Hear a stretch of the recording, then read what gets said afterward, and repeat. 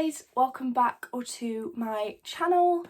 We are in the week after results day, and I think the only way to describe results day this year was wild, a bit of a shambles probably. It's so disappointing that the government's failed a whole year group who have worked so hard for the grades that they wanted and deserved, and you've not been given them. And obviously the appeal system is a mess at the minute. It is still a huge mess, and I'm so sorry to the people who didn't get the grades that they deserved.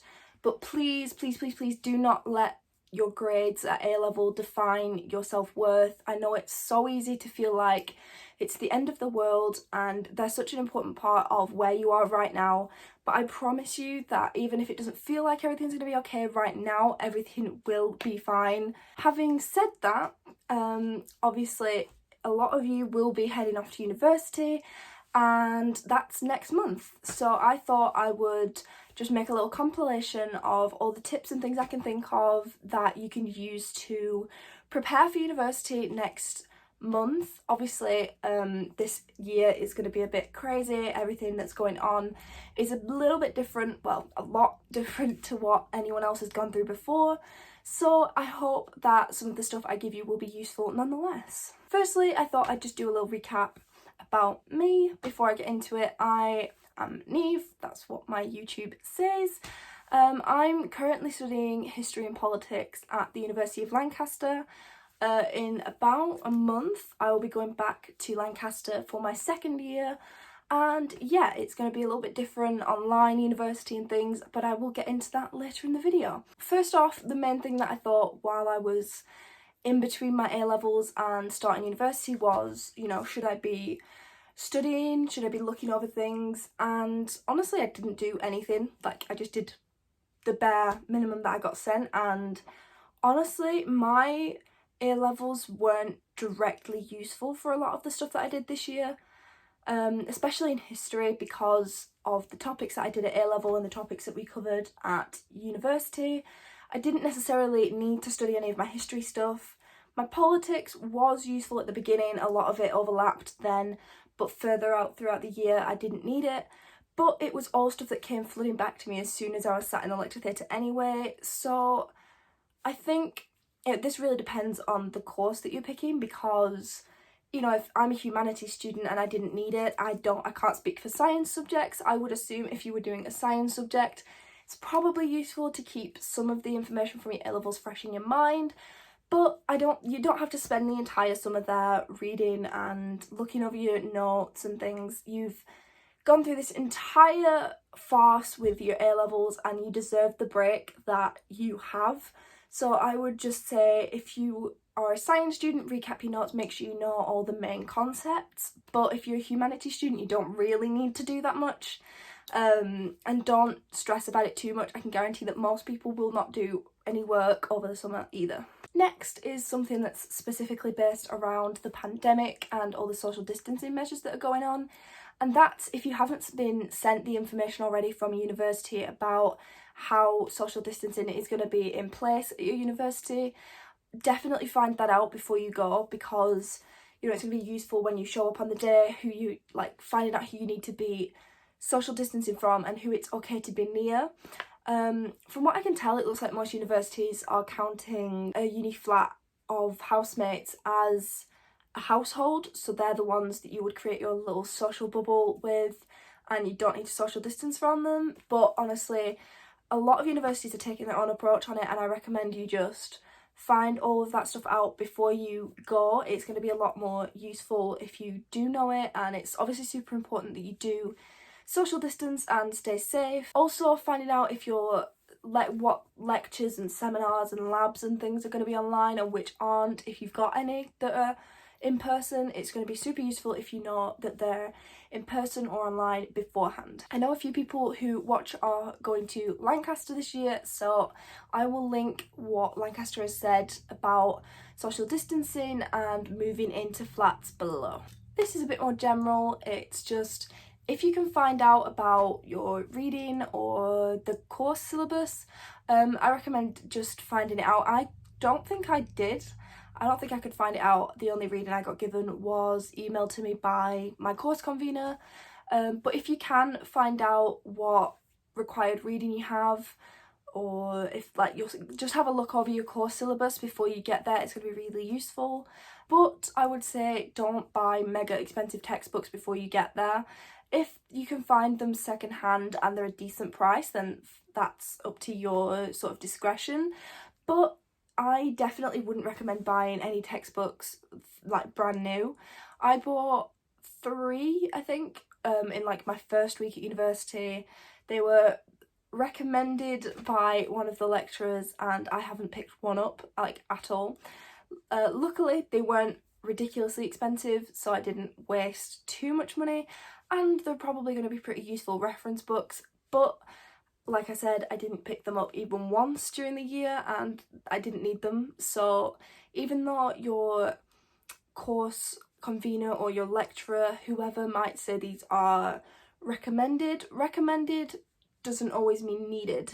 There's a few short little tips that I've got to give you, and they're just generic little ones, like make a packing list and store it. I made a packing list about 2 weeks before I was due to move in, and yes, it was super useful, and yes, I used it, and I definitely recommend having one, but I have no idea where it is.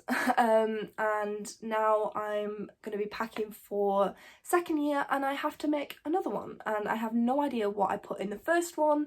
So if you make a packing list in first year and store it, you won't have to go through the rigmarole of making another one. And yeah, just make one and put it on your laptop or in somewhere you know it will be, and then you don't have to make one for second and third year after that. If you can get into a group chat with your flatmates, I've mentioned time and time again about Lancaster that I know it's not possible all the time, and really we only found out what flat we were in a couple of weeks before freshers, and it wasn't possible to find everyone in your flat because not everyone was in the freshers group chat. But if you can find out who your flatmates are, definitely get into a group chat, get to know them.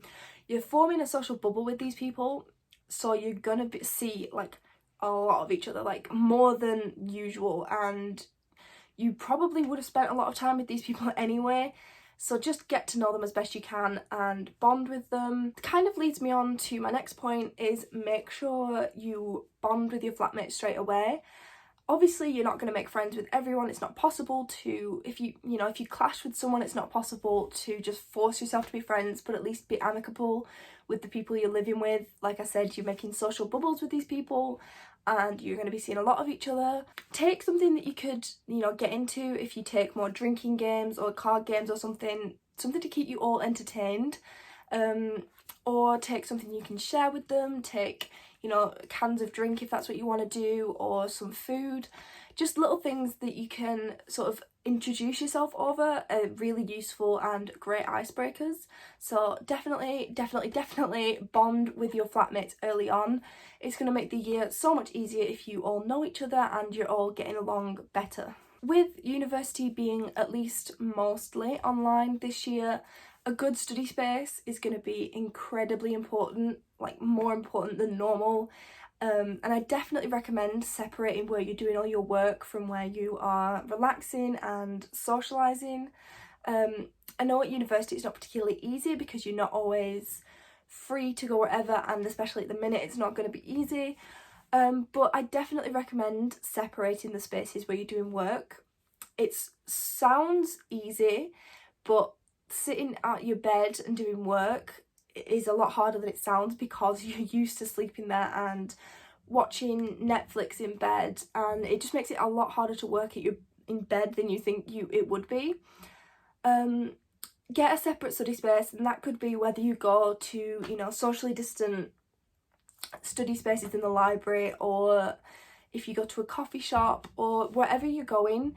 Even if it's just, separating your bed from your desk in your bedroom, it's going to be so much easier to get work done if you have that space dedicated to somewhere you can watch your lectures and attend seminars and things and write essays, just if it's different from where you are relaxing. Another thing that's key to getting a lot of work done, especially at university, is a routine.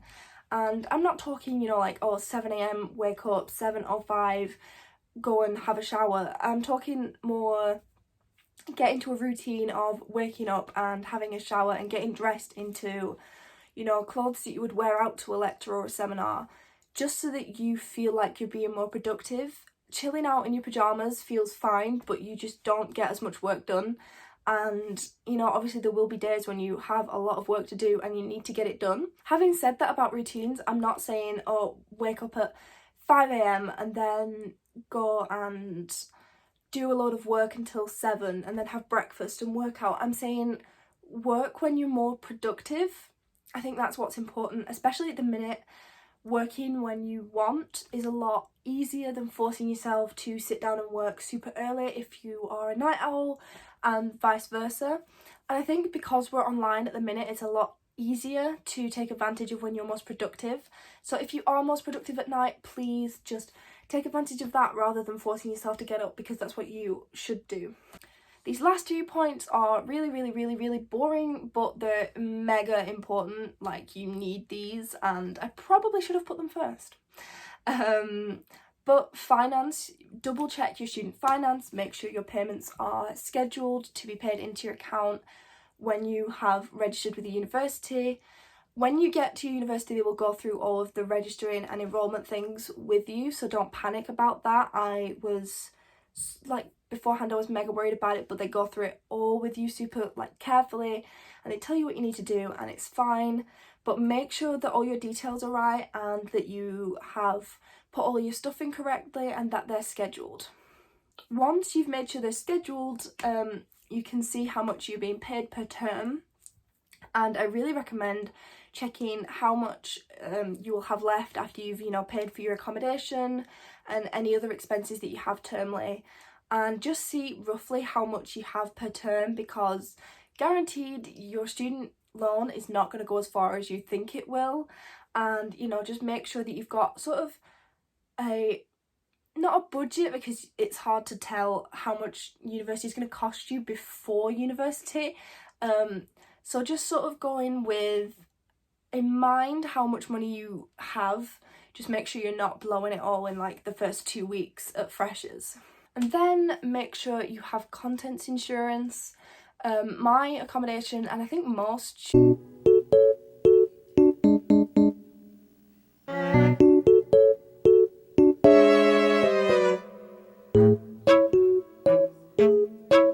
happens to your flat and your stuff is in there or stolen, you need contents insurance, and if you don't have it, you are suddenly left with ruined things or your things have been stolen. And yeah, you just need to make sure you have contents insurance if your student accommodation or your flat or wherever you're staying doesn't cover it. Make sure you have it. I hope you enjoyed the video, and I hope these tips for preparing for university over the summer were useful. I wish you all the best of luck with, you know, packing for university, going to university, whether you're appealing your A-level grades, whatever you're doing with A-levels. I just hope it all worked out for you, and remember that it'll all be okay. If you liked the video, please do give it a thumbs up and subscribe, and I'll see you in the next video.